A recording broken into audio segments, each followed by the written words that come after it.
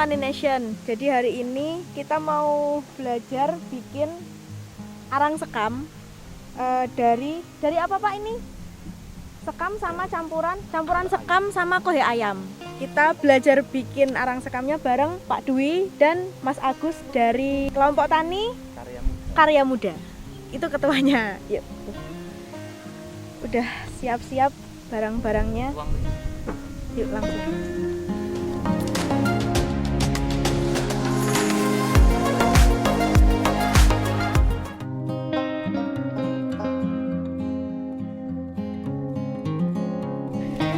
Pertama kita mau jabarin satu persatu bahannya dulu, Mas. Iya. Yang pertama ini apa namanya? Ram. Sebutannya ram ya? Strimin. Iya. Terus ini ada kayu-kayu buat apa, Pak? Kayunya? Buat ini jadiin api. Ya kan, Pak? Terus ini apa, Pak? Black bekas roti. Dan pemeran utamanya adalah ini sekam. Ini tuh sekamnya tuh bekas lemek ayam. Bekas dasaran di kandang ayam, lemek ayam. Jadinya sekamnya udah tercampur sama kopi ayam. Gitu. Lebih apa, Mas? Ya, soalnya kalau di sini mau mencari sekam yang murni itu kan susah.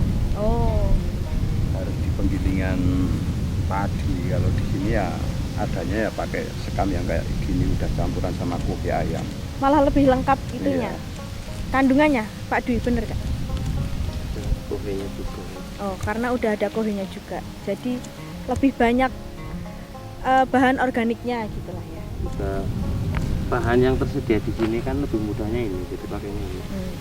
Mencari barang yang lebih mudah dicari aja. Mas kenapa bikin sih? Kenapa nggak beli, kan tinggal banyak gitu? Ya siapa tahu kalau bikin sendiri itu nanti lebih ringan, lebih murah kan kayak gitu. Ya sambil belajar bersama. Lebih murah dan bisa untuk belajar. Kalau pas lagi misalkan kita mengandalkan beli ya kalau pas lagi ready. Kalau nggak ada kan tidaknya kan kita bisa buat sendiri. Iya betul. Lagi berusaha menghidupkan api ya, karena anginnya cukup kencang. Ini kayaknya mau hujan tapi kayak nggak jadi, Pak, tadi. Ya belum saatnya. Masih kering kerontang. Terus nanti sekamnya ditaruh mana kalau udah jadi? Di samping-sampingnya ya Pak ya. Sampingnya sini? Iya. Oh, jadi tuh pembuatan arang sekam itu merupakan proses pembakaran yang tidak sempurna. Jadi nggak sampai jadi abu gitu. Jadi kalau di arang sekam itu ada kandungan silikanya yang apa, Pak? Salah satunya meningkatkan lapisan lilin, memperlebat kalau di tanaman kan ada bulu-bulunya untuk perlindungan diri dari serangga. Itu juga fungsi silika di situ juga ada. Oh, udah jadi. Tinggal ditaruh di sekitarnya gitu, Pak.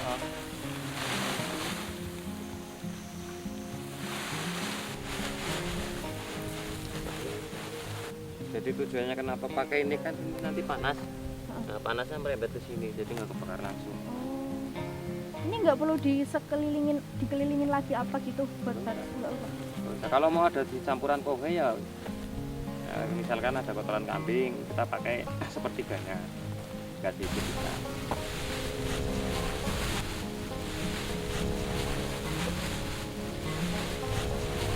Terus tuh buahnya tekan dulu kamu Murugi, kamu.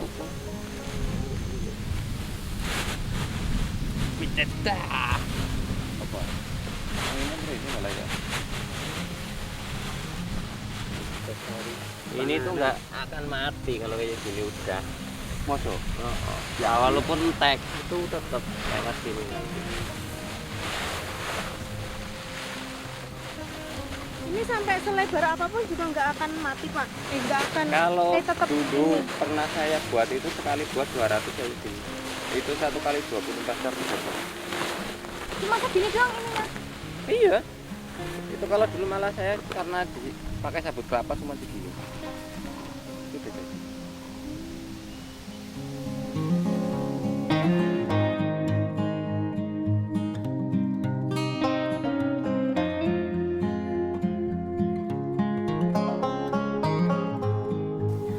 Oke teman-teman, jadi kita tadi kan udah melihat proses pembuatan arang sekam kan.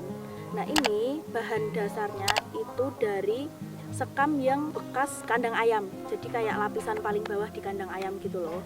Nah itu dipakai buat pembuatan arang sekam. Nah kenapa di kelompok tani karya muda ini tuh makanya yang bekas kandang ayam tuh karena yang pertama emang di sini sulit untuk mendapatkan yang sekam murni gitu. Nah itu juga jadi nilai plus juga ya, nggak cuma sekam aja isinya tapi juga udah ada campuran kohenya gitu. Biasanya arang sekam kan dipakai untuk campuran media tanam yang pakai polybag ataupun pot, bahasanya tuh miniatur lahan. Nah sekarang mau diaplikasikan ke lahan langsung. Arang sekamnya ini kalau udah jadi itu tinggal disiram buat matiin apinya tentunya.